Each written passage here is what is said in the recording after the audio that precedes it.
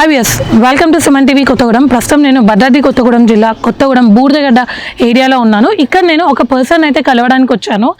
మన జీవితంలో మనం ఎవరం కూడా కావాలని కష్టాలని కొని తెచ్చుకోం.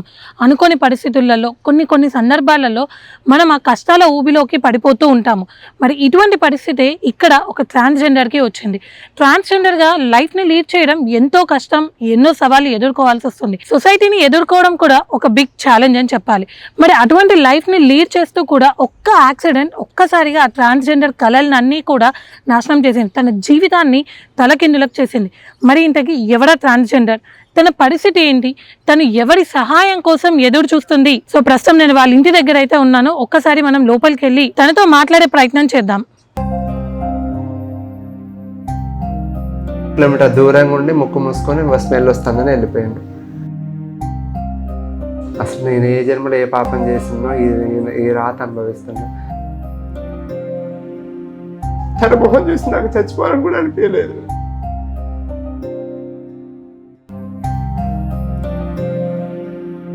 ప్రస్తుతం నేను అక్క దగ్గరికి వచ్చాను. అసలు ఏం జరిగింది అనేది అక్క మాటల్లోనే మనం తెలుసుకుందాం. సో అక్క, ఏంటక్క అసలు ఈ పరిస్థితి ఏంటి, ఏమైంది మీకు? అంటే నా పేరు తాటి నక్షత్ర అండి. ఇందులో రాకముందు తాటి శ్రీనివాస్ నా పేరు. మేము ఎస్టీ కోయ. మా నాన్నగారు సింగరేణి జాబ్ చేసేవాళ్ళు మంచిర్యాలలో సింగరేణి జాబ్ చేస్తే తర్వాత 2010లో నేను ఇక్కడికి వచ్చేసి కమ్యూనిటీలో నా ఇష్టపూర్వకంగా కమ్యూనిటీలో జాయిన్ అయిపోయాను. తర్వాత నేను కమ్యూనిటీలో జాయిన్ అయినాక మా తమ్ముడు, మా చెల్లి అందరు నాతో బాగానే ఉన్నారు. మా అమ్మగారు కూడా అప్పుడు బాగానే ఉన్నారు. మీరు కమ్యూనిటీలోకి వచ్చాక కూడా మా అమ్మగారు బాగానే ఉన్నారు. తర్వాత ఒక 1 yearకి పక్షవాతం వచ్చింది. మా అమ్మకి పెరాలసిస్ వచ్చి మా అమ్మగారికి ఆరోగ్యం బాగాలేక చనిపోయారు. అప్పుడు నేను బాగున్నప్పుడు మా తమ్ముడు వచ్చేవాడు, మా చెల్లి వచ్చేది, మా అక్క మాట్లాడేది, మా పెద్దక్క మాట్లాడేది. వాళ్ళ పర్సనల్ ఏమైనా ఉన్నా కానీ నాకు షేర్ చేసుకునేవాళ్ళు. వాళ్ళ ప్రాబ్లమ్స్ కూడా నేను క్లియర్ చేసా. అమౌంట్ పరంగా కూడా ఏదైనా అవసరం ఉన్నా నాకు అడిగేవాళ్ళు, నేను ఇచ్చేదాన్ని. మరి ఇప్పుడు ఈ పరిస్థితి ఎందుకు వచ్చింది అక్క మీకు? నేను 2025లో భిక్షాటన కోసం డోర్నకల్ వెళ్ళానండి. వెళ్తే అక్కడ మా ఫ్రెండ్ ఇద్దరం కలిసి భిక్షాటన చేద్దాం ఆటోలో వెళ్తున్నాం. నేను, నా ఫ్రెండ్, 2 డ్రైవర్లు. అనుకోకుండా వెనకాల నుంచి కారు వచ్చి గుద్దడం వల్ల కాలుకున్న తలకి ఇంజూరీ అయింది. ఇంజూరీ అయ్యడం వల్ల హాస్పిటల్ తీసుకెళ్తే మా కమ్యూనిటీ వాళ్ళే తీసుకెళ్లారు హాస్పిటల్కి. మా కమ్యూనిటీ, మా అమ్మ, మా అత్తయ్య, మా గురుబాయిలు అంటే మా అక్క వాళ్ళందరూ మా కమ్యూనిటీ వాళ్ళే తీసుకెళ్ళి హాస్పిటల్లో హైదరాబాద్లో జాయిన్ చేపిస్తే పెద్ద హాస్పిటల్ జాయిన్ చేయించుకోలేదు. కానీ షణ్ముఖ వైష్ణవి అని తెలిసిన హాస్పిటల్ మా పెద్దమ్మ ద్వారా హాస్పిటల్కి వెళ్తే 20 lakhs సర్జరీకి ఖర్చు అయింది. ఎక్కడ హాస్పిటల్ అది? షణ్ముఖ వైష్ణవి. ఎక్కడ? హైదరాబాద్ అండి. హైదరాబాద్లోనా? హైదరాబాద్లోనే. అయితే 20 lakhs అయితే మా అత్తయ్య తనకున్న బంగారం, తన ఇల్లు మొత్తం తాకట్టు పెట్టి నాకు ఖర్చు పెట్టింది. అత్తయ్య అంటే మీ కమ్యూనిటీ? మా కమ్యూనిటీ వాళ్ళే.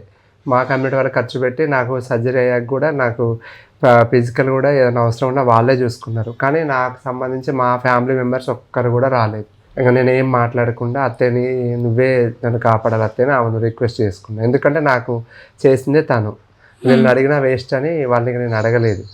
తర్వాత ఒక 1 month అయిన తర్వాత నాకు సర్జరీ అయిపోయాక కాస్త క్యూర్ అయ్యాక డాక్టర్ గారు ఇంకా ఇది ఒక సర్జరీ సరిపోదమ్మా, ఆమెకి కాళ్ళు లేసి నడవాలంటే ప్లేట్స్ వేయాలి, 3 plates. మళ్ళీ మోకాలు బొక్క అరిగిపోయింది, అది సెట్ చేయాలంటే సర్జరీ చేయాలి మోకాలుకి. అంటే యాక్సిడెంట్లోనే మోకాలు బొక్క అరిగిపోయింది. మొత్తం కారు గుద్దుకోవడం వల్ల నుజ్జు అయిపోయింది. అది ఏ కాలు? ఇదే అండి, కుడి కాలు. ఈ కాలు ఇక్కడ బొక్క ఉంటుంది కదా, ఆ బొక్కలు మొత్తం ఒక్క దగ్గరకు వచ్చి నుజ్జు అయిపోయింది. అది మడత పెట్టడానికి రాదు. ఇక సర్జరీ చేస్తేనే. ఇప్పుడు ఈ క్లిప్స్ పెట్టి ఎన్ని డేస్ అవుతుంది? 8 months అవుతుంది. 8 months నుంచి డిసెంబర్లో పెట్టారండి. 8 months. ఇప్పుడు మళ్ళీ నాకు బాగాలేదని చెప్పేసి అంటే మా కమ్యూనిటీ వాళ్ళు మళ్ళీ తీసుకెళ్లారు హాస్పిటల్ 3 days బ్యాక్. తీసుకెళ్తే డాక్టర్ గారు చెక్ చేసి ఆమెకు ప్లేట్స్ వేయాలంటే మినిమం 10 lakhs అవుతాయి అమ్మా అని అంటే, నేనే మీరు ఎందుకు ఇవ్వాలి అత్తే, మీరు అది మా కమ్యూనిటీ వాళ్ళ దగ్గర రూపాయి లేదు. వాళ్ళు అప్పటికి వాళ్ళ చేతనంత వరకు వాళ్ళ దగ్గర మొత్తం పెట్టారు మీకోసం, నా కోసం పెట్టారు. ఇక మళ్ళీ వాళ్ళని ఇబ్బంది పెట్టడం కరెక్ట్ కాదని మా నాన్నగారు సంపాదించిన ఆస్తి 4 acres ఉంది హౌసింగ్ బోర్డ్ సర్వారంలో. నేను వాళ్ళ తోడబుట్టినోడే కదా, నాకు వాటా ఉంటుంది కదా. నేను వెళ్ళి మా అక్కని అడిగా, మా తమ్ముడిని అడిగితే మా కమ్యూనిటీ వాళ్ళు పెద్ద మనుషులలో పిలిపించి కిన్నెరసాని మా నాన్న వాళ్ళ ఊరు నాయనమ్మూరు కిన్నెరసాని అక్కడ పిలిపిస్తే అక్కడ పెద్ద మనుషుల మధ్యలో మా తమ్ముడు ఏమన్నాడు, అసలు వీళ్ళు అడగలే అమౌంట్ ఇంత ఇవ్వండి అని కూడా అడగలే, ఎకరం 2 ఎకరాలు ఇవ్వండి అని కూడా అడగలే. తనంతట తానే 15 లక్షలు ఇస్తాను ఒప్పుకున్నాడు. మీ తమ్ముడా? మా బ్రదర్. మా తమ్ముడు ఒప్పుకుంటే సరే అమ్మా అది ఇప్పుడు వద్దు, ఒక వారంలో ఇస్తా అంటే వారం వద్దు, వారంలో 15 లక్షలు అంటే అంత ఈజీ కాదు, ఒక 1 మంత్ ఆయనకి ఇవ్వండి, మా అమ్మాయిని మేము ఎట్లా ఒకలా బతికించుకుంటాం, మీరు ఇప్పుడు ఇవ్వకపోయినా పర్వాలేదు, ఆ 1 మంత్ ఆయనకి ఇవ్వండి. సరే అని ఒప్పుకున్నాడు. 1 మంత్ కాస్త 8 మంత్స్ అయిపోయిందండి. 8 మంత్స్ కంప్లీట్, ఇంతవరకు 1 NP కూడా ఇవ్వలేదు. కనీసం చూడడానికైనా కానీ నేను ఒకదాని ఉన్నా అని కూడా రాలా. ఏం చేస్తాడు అక్క మీ తమ్ముడు? జీవిమాల్లో హెల్పర్గా చేస్తాడు, బట్టల షాప్లో. ఏం పేరు? రాము. సో అంటే ఇప్పుడు మీరు 15 లక్షలు ఎందుకు ఇస్తాను, మీ ట్రీట్మెంట్ కోసం అని అడిగారా? ట్రీట్మెంట్ కోసమని అడిగారు. తలకు సర్జరీ అనేసరికి ఎట్లయినా ఖర్చు అవుద్దని మా పెద్దవాళ్ళు అంటే మీకు ఇక్కడ అయిన ఇంజురీ కూడా అప్పుడు యాక్సిడెంట్ లో అయిందండి. ఇక్కడ కొంచెం బ్రెయిన్ కొంచెం ఇబ్బంది అయింది. ఇక్కడ రాడ్ గుచ్చుకొని రాడ్ ఇట్లా ఇక్కడ నుంచి ఇక్కడికి వెళ్ళింది. వెళ్తే ఒకసారి సర్జరీ చేశారు ఆల్రెడీ, ఇటు సైడ్ చేశారు. ఇటు సైడ్ చేయాలంటే స్కల్ పెట్టాలంట.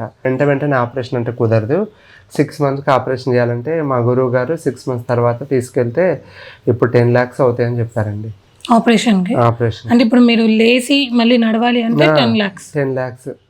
నాకు వాళ్ళు వచ్చి నాకు సేవలు చేయాలని నాకు లేదు, సేవలు చేయాలి నాకు మళ్ళీ చేయాలని నాకు కాదు. మీ అమ్మగారు ఉన్నారా? లేదు, చనిపోయారండి. కనీసం నా ఒక మనిషిలాగైనా వచ్చి చూడాలి కదా. వాళ్ళకి నేను వాళ్ళ అవసరాలకు నేను సాయం చేశా, కానీ కనీసం నన్ను చూడడానికి ఒక్క రోజు కూడా వస్తారేమని ఎన్ని ఆశలతో ఎదురు చూశాను. ఎవ్వరు, 2 అక్కలు 2 చెల్లెలు తమ్ముడు ఇంతమంది ఉండి కూడా అనాథలాగా మా అమ్మ బతుకుంటే ఇట్లా వదిలేసేది కాదుగా.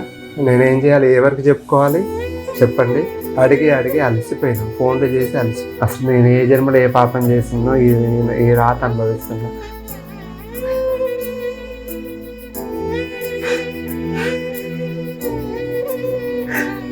అంటే మీకు ఇప్పుడు ప్లేట్స్ ఇది వేశారు కదా, ఇది ఇంకా ఎన్ని రోజులు ఉండాలంట? 6 మంత్స్కే తీసేయాలి ప్లేట్స్. అంటే ఇప్పుడు ఎన్ని మంత్స్ అవుతుంది? 8 మంత్స్. డిసెంబర్ నుంచి ఇప్పుడు జూలై 8 మంత్స్ అవుతుంది. ఆల్రెడీ ఎక్స్ట్రా అయిపోయి ఇవి ఇలా రస్సి కారుతుంది. ఇదిగో కదిలితే ఇన్ఫెక్షన్ అయిపోయినాయి, కదిలితే సీమ్ కారుతుంది, బ్లడ్ వస్తుంది. నిన్నైతే ఇది మొత్తం ఇంత ఉండేది, నిన్న అదే పగిలిపోయి సీమ్ మొత్తం కారింది. చాలా కష్టంలో ఉన్నా మేడం, చాలా అంటే చాలా కష్టం. వాళ్ళకి జాలిదయ అనిపించి నాకు ఏమి వద్దు, నాకు ఇవ్వాల్సింది నాకు ఇచ్చేస్తే మా వాళ్ళు ఆ డబ్బులతో నన్ను బతికించుకొని నేను నడిస్తే చాలు. నాకేమి వాళ్ళు ఇచ్చి నేను ఏదో కోట్లు సంపాదించుకొని బిల్డింగ్ కట్టాలని నేను అడగట్లా. నాకు ఆపరేషన్కి వాళ్ళు ఇస్తాన డబ్బులు నాకు ఇస్తే, నేను వాళ్ళ తోడబుట్టినోనే కదా, నేను తాగిన పాలే మా తమ్ముడు తాగాడు.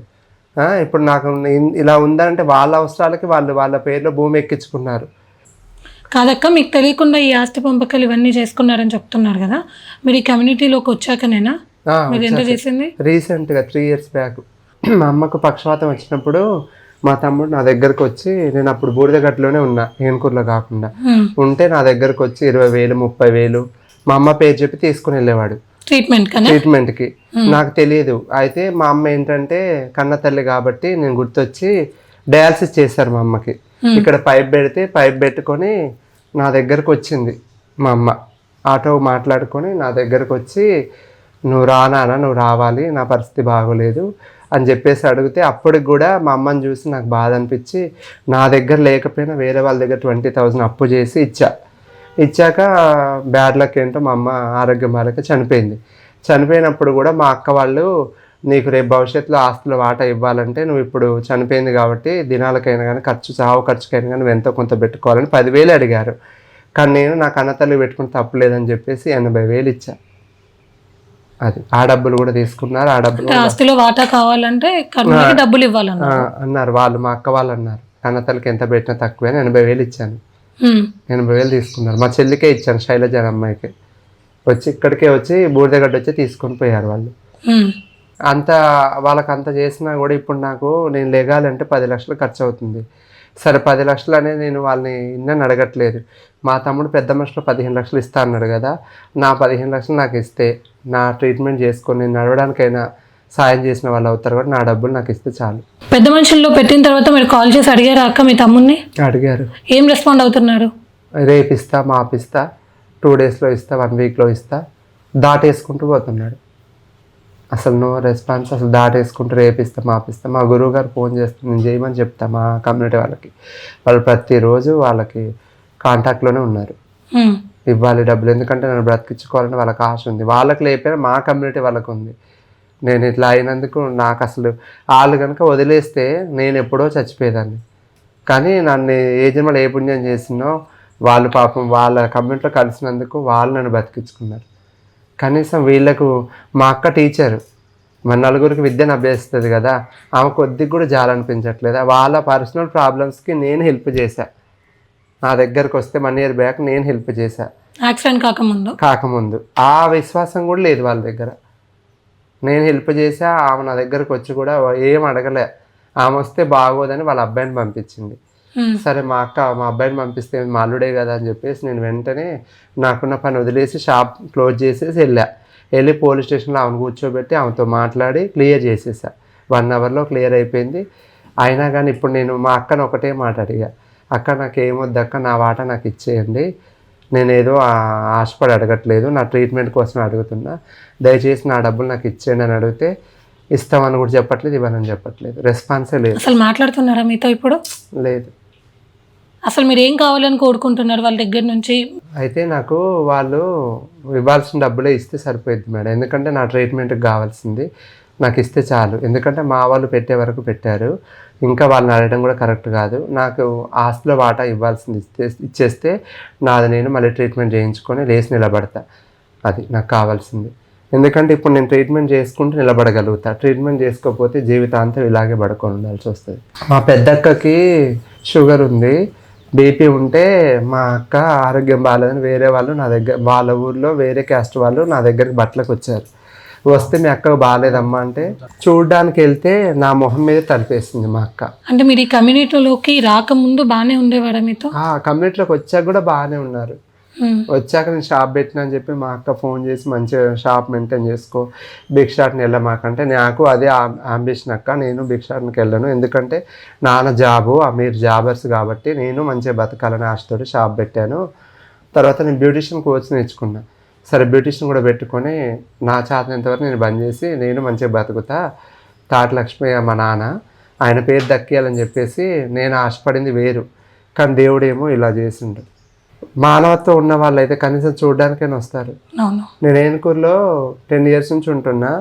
మా ఊర్లో మా ఇంటి చుట్టుపక్కల ఉండే వాళ్ళు చూడడానికి వచ్చి వాళ్ళు చేతనంత 5,000, 6,000, 10,000 ఇచ్చిపోయారు. కానీ నా తోడబుట్టిన వాళ్ళు నాకు నేను బతకడానికి ఇవ్వడానికి మాత్రం ఆలోచిస్తున్నారు. అంటే ఇప్పుడు మీరు కంప్లీట్ బెడ్ రిటార్డ్, బెడ్ మీదే ఉన్నా అని చెప్తున్నారు కదా 8 months నుంచి. మరి మీకు సేవలు ఎవరు చేస్తున్నారు అక్క? మా వాళ్ళే, మా గురువు, మా అమ్మ, మా అక్క వాళ్ళు. మీ కమ్యూనిటీలో ఉన్న వాళ్ళే? మా కమ్యూనిటీ, మా అక్క వాళ్ళ కోడళ్ళు, మా రిలేటివ్స్, మా కమ్యూనిటీ రిలేటివ్స్ ఉన్నారు, వాళ్ళు ప్రతి ఒక్కరు కూడా నాకు సేవ చేస్తున్నారు. అంటే నాకు నా పర్సనల్ ప్రాబ్లమ్స్ కూడా నేను చేసుకోలేని పరిస్థితి, పర్సనల్ కూడా. దానికి కూడా మా గురువు 1 to 2 కూడా నేను వాష్రూమ్కి వెళ్ళినా కూడా మా గురువే చేస్తుంది. నేను ఆమె ఒక జీవితకాలం రుణమే. ఎవరు చేస్తారు?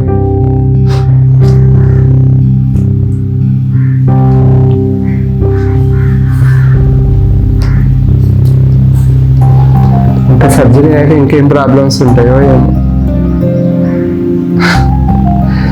మెడిసిన్స్ అవన్నీ కరెక్ట్గా వాడుతున్నారా? వాడుతున్నా. సో దానికి అమౌంట్ ఎవరు పే చేస్తున్నారు? మా అత్తయ్య గారే నెలకి దగ్గర 20,000 మెడిసిన్స్, టిష్యూ పేపర్స్, డైపర్స్, వాటికే 20,000 అవుతుంది. మరి మీరు హాస్పిటల్ చెకప్స్కి వెళ్ళాలంటే ఎలా అక్క? ఎవరు హెల్ప్ చేస్తున్నారు అక్కడ? నేను హాస్పిటల్ తీసుకెళ్ళాలంటే ఈ రాడ్లు ఉన్నాయి కదా, ఈ చెద్దరు పట్టుకొని ఇటు ఇద్దరు పట్టుకొని అంబులెన్స్లో ఎక్కించాలి. కానీ అంబులెన్స్లో ఎక్కించాలంటే ఇక్కడ నుంచి అంబులెన్స్ మినిమం అక్కడ ఉంటుంది కదా, స్ట్రెస్సర్ కార్డ్ తీసుకోవాలంటే ఇవి రాడ్లు కదిలి నరకం చూస్తున్నా. చాలా కష్టం, అంటే చాలా. ఇప్పటికి ఒక 6-7 సార్లు తీసిపోయారు. ఇదే పరిస్థితిలో హైదరాబాద్ వరకు వెళ్ళొచ్చారా చెకప్స్కి? హైదరాబాద్ వరకు వెళ్ళొచ్చాం. హైదరాబాద్ చెకప్స్ చూశారు. ఎప్పుడు క్యూర్ అవుద్దా అని గంపెడు ఆశలతో చూస్తున్నా. నాకేమీ వద్దండి, నాకు మా తమ్ముడు ఇచ్చే డబ్బులు 15 లక్షలు ఒప్పుకున్నాడు పెద్ద మనుషుల మధ్య. ఆ 15 లక్షలు నాకు ఇస్తే నేను ట్రీట్మెంట్ చేయించుకొని ఈ రాడ్లలో ప్లేట్స్ వేయించుకొని నాది నేను నడుస్తా. అది నడవడానికి వాడు సహాయంగా నా డబ్బులు నాకు ఇచ్చేస్తే చాలు, నాకేమీ వద్దు. వాళ్ళు ఏమి వచ్చి నాకు హెల్ప్ చేయాలి, లేకపోతే సేవలు చేయాలి, నాకు హాస్పిటల్లో తిప్పాలని నా కోరిక ఏమి లేదు. కనీసం వాళ్ళు ఇవ్వాల్సిన ధర్మంగా వాళ్ళు ఒప్పుకున్న డబ్బులు నాకు ఇచ్చేస్తే అదే 10,000. మంచిగా బతికినండి ఒకప్పుడు. నేను ఎవ్వరికి కూడా సరే నేను ఇందులోకి వచ్చి కూడా వాళ్ళని ఏ రోజు కూడా 10 years అయినా కూడా వాళ్ళ ఇంటికి వెళ్ళి భౌతిక భిక్షాన్ని తీయని ₹1 కూడా అడగల. ఈ యాక్సిడెంట్ అయ్యాక ఖచ్చితంగా అవసరం కాబట్టి మా కమ్యూనిటీ వాళ్ళు పెట్టుకోవడం నాకు ఇష్టం లేక వాళ్ళు అప్పటికే వాళ్ళ తలకు మించిన భారం మోసారు. ఇంక ఇబ్బంది పెట్టడం కరెక్ట్ కాదని నేనే మా తమ్ముడి నెంబర్ తీసుకుని మా అత్తయ్యకి ఫోన్ చేపిస్తే తనే పిలిపించి అక్కడ కిన్నెరసాన్లో పెద్ద మనుషులు వాళ్ళే, మేము కాదు, వాడే మా ఊరు పెద్ద మనుషులు అందరిని పిలిపించి తనే పంచాయతీ పెట్టించి తన నోటి నుంచే చెప్పిండు 15 లక్షలు ఇస్తాను నేను, ఇక మీరు ఏమనొద్దు, నన్ను ఏమి ఇబ్బంది పెట్టొద్దు, ఏ విషయం నన్ను అడగొద్దు అనేసి అంటే సరే అబ్బా నీకు ఎప్పుడు ఏ బుద్ధి అయితే అప్పుడే ఇవ్వమని అన్నారు. వాళ్ళు అప్పటికి కూడా వాళ్ళు ఇచ్చి ఇవాళ మళ్ళీ 1 week ఇచ్చాను కూడా అడగలే. తను ఎప్పుడైతే ఇస్తాడో అప్పుడే ఇవ్వమని అనేసి తను ఇస్తాడన్న 1 monthకే ఫోన్ చేశారు. 1 monthకి ఇస్తా అన్న పర్సన్ 8 months నుంచి ₹1 ఇవ్వట్ల. మాకు ఇంటి జాగ ఉంది సర్వారంలో, 2 కుంటలు జాగ పోతే 12 లక్షలు వస్తే నేను చనిపోయినా అని చెప్పి ₹1,00,000 మధ్యలో బ్రోకర్కి డబ్బులు ఇచ్చి నేను చనిపోయిన బ్రోకర్ ద్వారా నాటకం ఆడి రైల్వే వాళ్ళకి మిగతా 10 లక్షలు 11 లక్షలు వాళ్ళ 5గురే పంచుకుంటామని మాట్లాడుకున్నారు. ప్రతి ఒక్క విషయం తెలుసు, మాకు ఎంత ల్యాండ్ ఉంది, ఎంత అమ్మకి ఎంత ఉంది నగలు అనేది తెలుసు.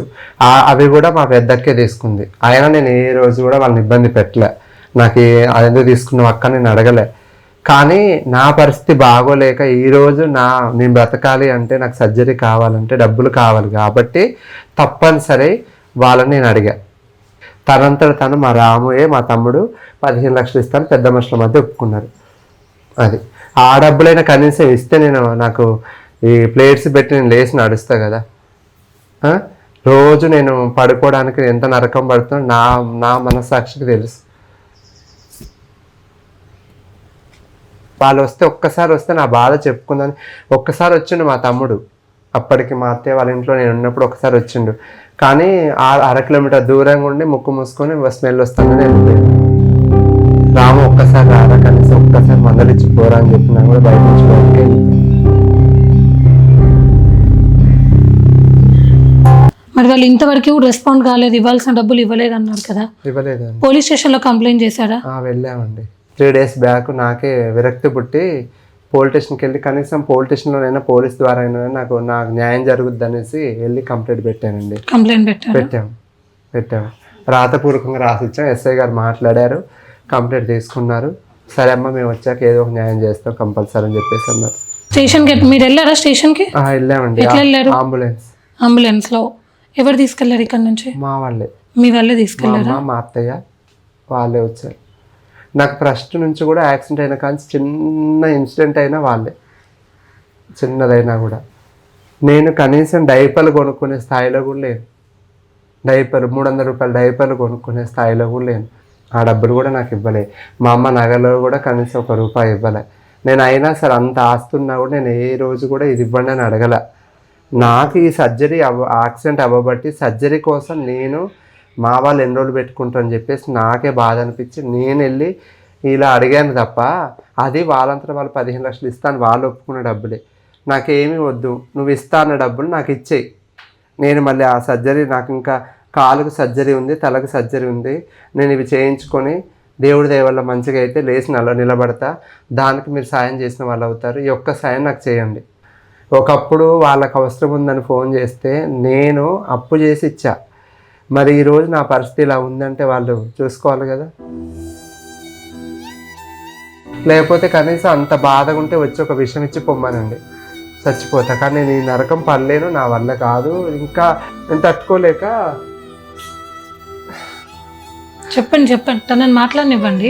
ఒకరోజు స్పిరిట్ను నాకు బెటాడియన్ చల్లుతారు వీటికి రాసి అవి మింగుదామని డెటాలను బెటాడియన్ స్పిరిట్ మింగుదాం అనుకున్నా. కానీ మా గురువు ఆ రోజు ఎందుకో వచ్చి మాట్లాడింది. తన మొహం చూసి నాకు చచ్చిపోవాలని కూడా అనిపించలేదు.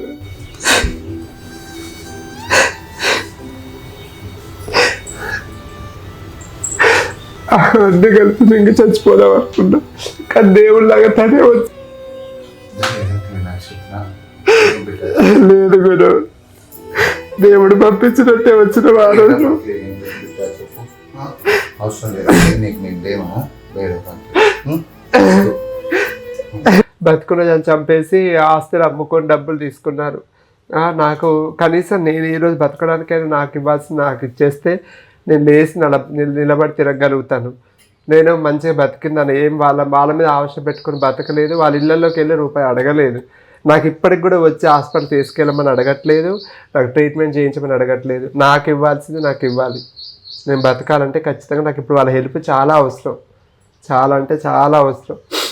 నక్షత్రక్క తను డిగ్రీ చదువుకున్నారు, తన కాళ్ళ మీద తాను నిలబడాలి అని ఎన్నో కలలు, కానీ ఒక్క యాక్సిడెంట్ వల్ల తన జీవితం తారుమారైపోయింది. ఆల్మోస్ట్ చావు బతుకల నుంచి తను బయటికి వచ్చారు. వాళ్ళ కమ్యూనిటీలో ఉన్న వాళ్ళే వాళ్ళ ఓన్ ప్రాపర్టీస్ అన్నీ కూడా తీసేసి తనని బతికించుకున్నారు. సో ఫర్దర్గా తను లేచి నిలబడాలి, ఫర్దర్గా తన లైఫ్ బాగుండాలి అంటే కూడా ఫర్దర్గా సర్జరీస్ చేయాలి, తన కాలుకున్న ప్లేట్ ఇవన్నీ తీయాలి.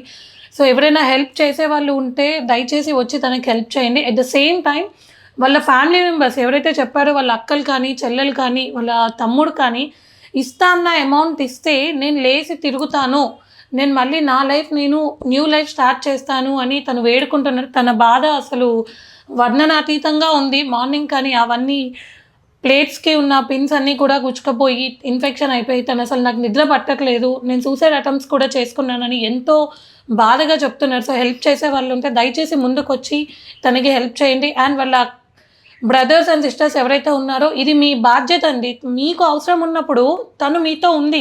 ఇప్పుడు తనకి కావాలి అనుకున్నప్పుడు తన ట్రీట్మెంట్కే కదా తను అడిగేది, తన కోసం తను ఏది అడగట్లేదు కదా. తన ట్రీట్మెంట్కి కావాల్సిన మీరు ఇచ్చిన కమిట్మెంట్ ఏదైతే ఉందో దయచేసి ముందుకు వచ్చి తన అమౌంట్ తనకి ఇస్తే తను నేను లేచి తిరుగుతాను అని చెప్పి కోరుకుంటున్నారు.